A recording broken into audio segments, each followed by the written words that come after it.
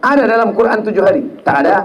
Ada dalam hadis 7 hari? Tak ada. Oh, tak ada ya? Nabi tak ada menyebut, Quran tak ada menyebut, hadis tak ada menyebut, Nabi tak ada menyebut, sahabat Nabi tak ada menyebut. Lalu yang menyebut 7 hari itu siapa? Yang menyebut 7 hari itu dari kalangan tabi'in, namanya Imam Atta. Oh, Wallahu ta'ala alam. bagus Ada ini. mazhab kata Wallahu boleh. ta'ala alam. Tetapi dari segi contoh amalan Nabi SAW tak ada lah. Aisyah radhiyallahu anha, dia tanya Nabi, kalau kita pergi kubur nak buat apa? Nabi suruh bagi salam. Assalamualaikum. Halo semuanya, assalamualaikum warahmatullahi wabarakatuh. Berjumpa lagi dengan saya Meriak TV. Oke, apa kabar hari ini? Mudah-mudahan kabar daripada kalian semuanya semoga baik-baik saja. Oke, di video kali ini jom kita mengaji lagi, mengaji kepada dua ustadz di Indonesia dan Malaysia. Satunya adalah ada Ustadz Abdul Somad dan satunya adalah Dr. Maza. Ustadz Abdul Somad mengatakan bahwa kenduri tahlil 3 hari, 7 hari, 100 hari, 1000 hari itu hukumnya sunnah dan itu diperbolehkan dalam Islam. Tidak ada larangan-larangan tertentu berkaitan dengan perkara ini. Sedangkan Dr. Maza mengatakan bahwa kenduri tahlil dari 1 sampai 7, 100 sampai 1000 itu hukumnya haram dan termasuk salah satu bid'ah, teman-teman. Dan ini sangat menarik sekali buat kita pelajari. Benarkah kenduri tahlil itu adalah bid'ah? Benarkah kenduri tahlil itu adalah sunnah? Kita dengarkan ceramah kali ini. Oke, seperti biasa sebelum kita mendengarkan ceramah kali ini, seperti biasa saya Meriak TV ingin mengajak kalian semuanya, khususnya umat muslim atau yang sedang nonton video ini, untuk selalu dan terus selalu istiqomah membiasakan diri berselawat terlebih dahulu kepada baginda Nabi besar Muhammad SAW. Allahumma shalli Muhammad wa ala ali Muhammad. Mudah-mudahan beliau kelak senantiasa memberikan pertolongannya kepada kita semua, senantiasa memberikan syafaatnya juga kepada kita di yaumil qiyamah nantinya. Oke, seperti videonya, jom kita play bersama, let's go. Mohon Ustaz jelaskan masalah tahlilan orang baru meninggal dunia 3 hari, 7 hari, 20 hari, 40 hari, 100 hari. 1000 hari. Di daerah Linggani membuat atau menambah 60 hari, 80 hari. Apakah ada dalilnya yang bersangkutan dijadikan rujukan atau apakah ulama sepakat dengan hal ini? Mohon penjelasannya Pak Ustaz. Mak saya meninggal bulan Maret 2019. Sekarang bulan bulan Februari, berarti sebulan lagi setahun. Tak pernah berhenti. Saya teruskan aja. Saya terus baca Yasin, saya terus tahlil, saya terus bagi beras fakir miskin. Bagi, tak ada saya hitung sehari, 2 hari, 20 hari, 30 hari, 100 hari, tak ada. Terus sampai kapan? Selama ada duit sampai mati hari kiamat. Silakan. Kalau sayang sama orang tua kita, tak kita hitung-hitung. Tapi tak semua orang mampu. Maka karena dia tak mampu, maka dia pilihlah 7 hari.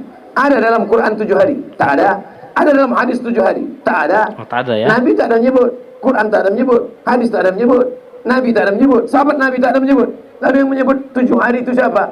Yang menyebut 7 hari itu dari kalangan tabi'in, namanya Imam Atta. Apa kata Imam Atta? Imam Atta ini ulama.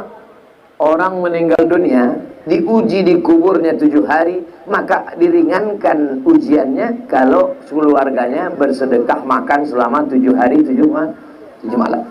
Maka yang kaya-kaya, yang duit banyak, yang kebun luas, yang sampan banyak, yang ikan banyak, sedekah. Yang tak ada duitnya sampai ngutang.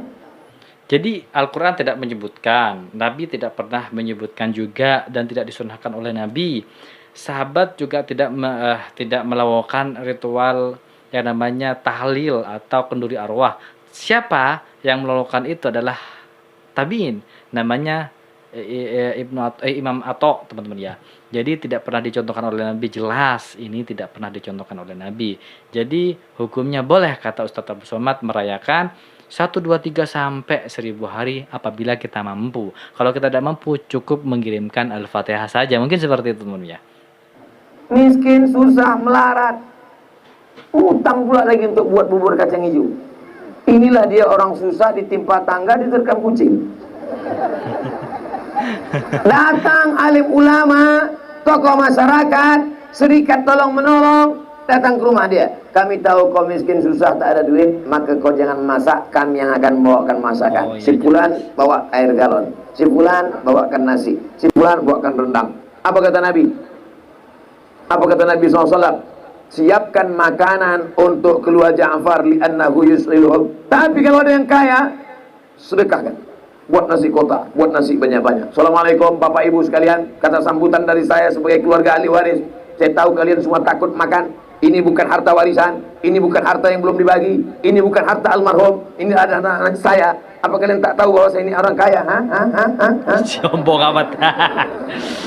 Bagi sedekah. Ya Rasulullah, ummi matat, umakku mati. Apa atasaddaqu anha? Kalau aku bersedekah sampai apa tak sampai? Kata Nabi, tasaddaq ya Sa'ad. Wahai Sa'ad, sahabat Nabi namanya Sa'ad. Sedekahlah engkau, sedekah kau sampai. Ayu sadaqatu afdal. Sedekah apa yang afdal? Saqil ma, memberi air minum. Kesimpulannya, yang miskin, yang susah tak usah buat, karena kalian sudah susah, sudah kena musibah. Kasih tahu, yang miskin, yang susah, jangan sampai ngutang gara-gara itu. Kirim aja Al-Fatihah. Wa in khatimul Quran, sebagus-bagusnya kirimkan khatam Quran, kata Imam Nawawi. Tak sanggup khatam Quran, bacakan surat Yasin, hatinya Quran. Yasin pun tak sanggup, bacakan Al-Fatihah. Al-Fatihah pun tak sanggup, ke laut.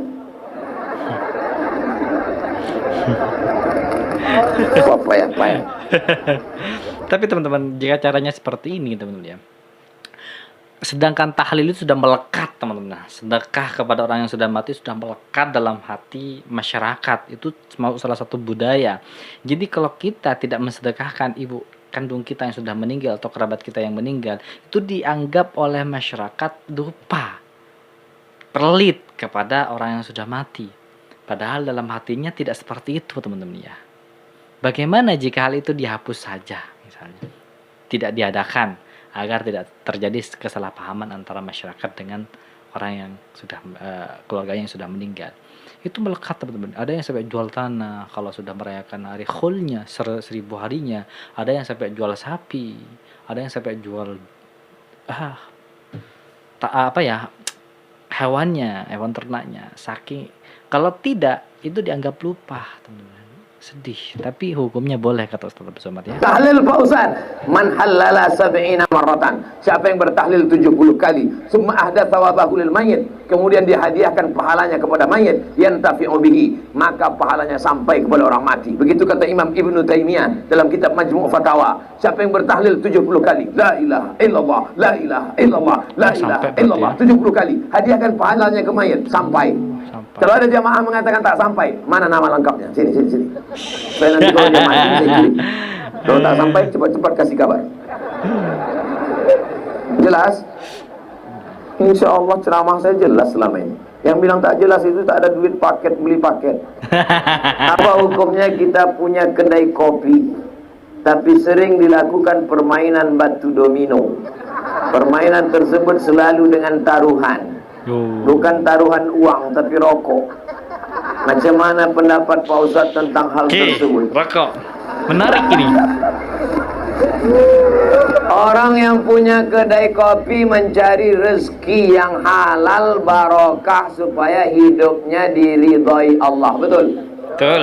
Kalau ada rezeki yang tak barokah, namanya istidraj. Istidraj itu apa? Azab yang tertunda. Coba tengok doa selamat. Doa selamat mau menjelang Ramadan, 71 hari menjelang Ramadan, doa selamat. Orang Melayu di Dai masih ada lagi malam doa selamat menyambut puasa.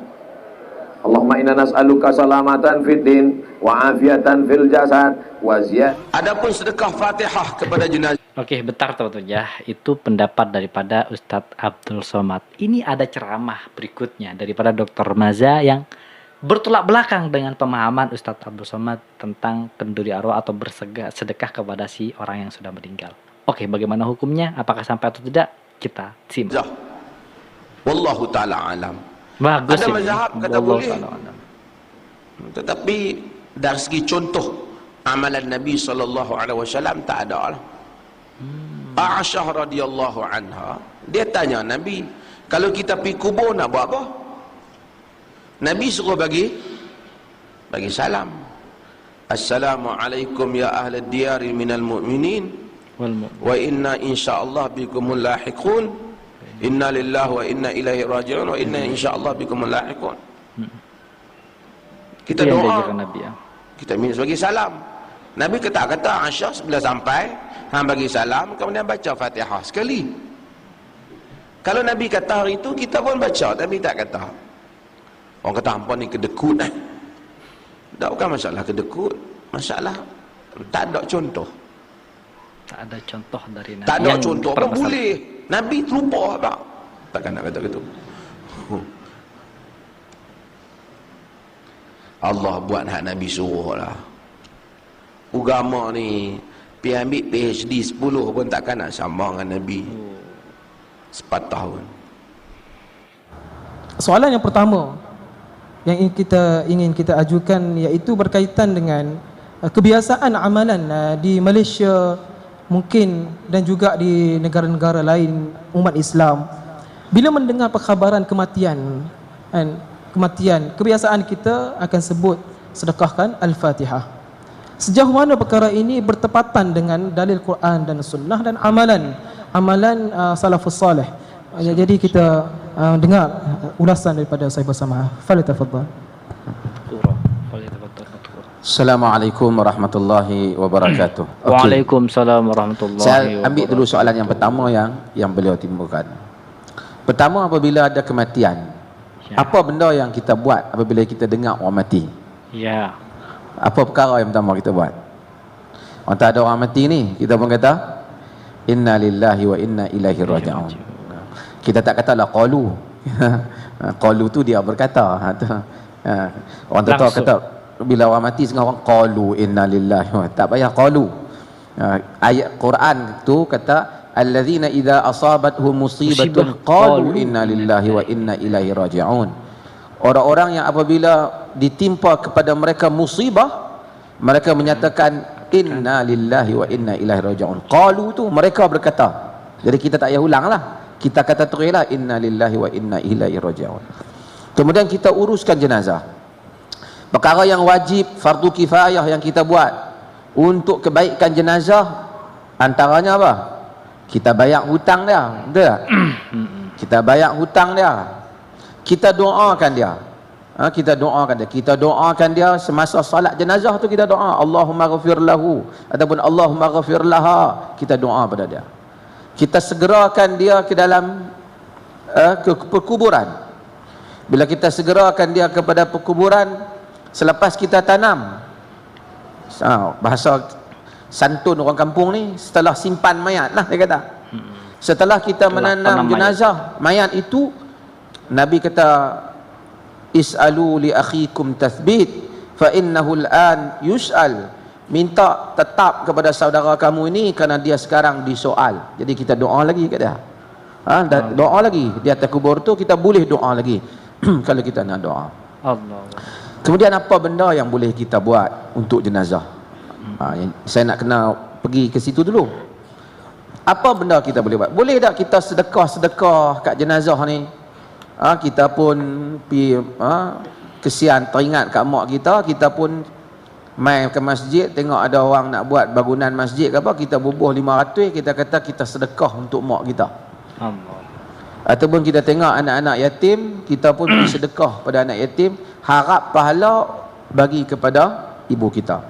Bolehkah tak? Yang itu dulu. Kita cerita itu dulu. Di dalam hadis yang diriwayatkan oleh Aisyah radhiyallahu anha, dalam sebahagian riwayat orang yang bertanya ni ialah Sa'ad bin Ubadah. Dia bertanya Nabi sallallahu alaihi wasallam. Allahumma salli wa sallim. Dia tanya Nabi, inna ummi matat. Dalam sebagian riwayat inna ummi uftutilat nafsuha. Ibu saya telah meninggal. Dia kata, adhunnu law takallamat tasaddaqat.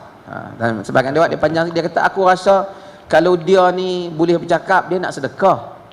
Dan sebagian riwayat dia kata uftutilat nafsuha walam tusi. Dia meninggal tapi dia tak wasiat apa-apa. Tak ada lah mak dia pesan aku mati tolong sedekah, dia tak pesan. Tapi dia kata adhunnuha law takallamat tasaddaqat. Aku rasa kalau dia ni dan bercakap dia akan bersedekah. Alaha ajrun law tasaddaqtu anha? Dia tanya Nabi, adakah mak aku dapat pahala kalau aku tolong sedekah untuk dia? Nabi kata na'am, ya dapat pahala. Oh, Nabi. Jadi artinya boleh tak kita sedekah untuk jenazah? Kita ambil duit kita bubuh bagi kepada siapa-siapa, niat supaya pahala itu diberi kepada ibu ataupun bapa kita. Boleh atau tak? Boleh. Oh, hukumnya boleh dan pahalanya sampai. Ini tidak ada masalah. Tak ada. Kalau ada orang kata tak boleh, mana boleh duk sedekah jenazah? Nabi tak buat.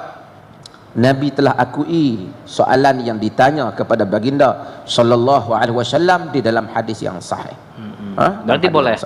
Jadi hukum bersedekah kepada orang yang sudah meninggal itu boleh, diperbolehkan oleh Nabi, dan insya Allah pahalanya sampai teman-teman. Bersedekah Fatihah, bersedekah makanan kepada orang lain untuk si orang yang sudah meninggal, baik itu orang tua kita, kerabat kita, dan siapa saja, itu hukumnya boleh teman-teman.